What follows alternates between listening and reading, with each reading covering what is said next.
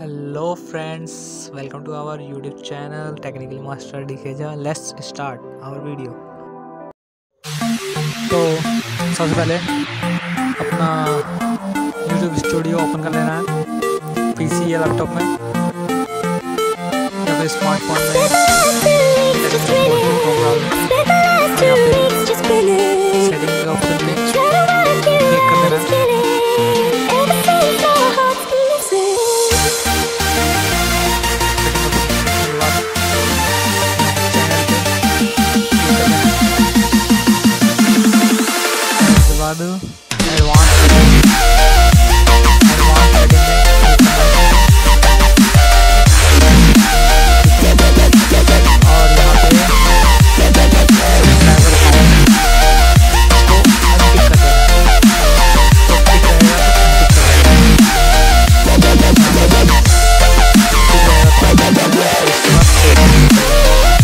Thanks for watching this video. Please like, share and subscribe to our YouTube channel and also comment on this video.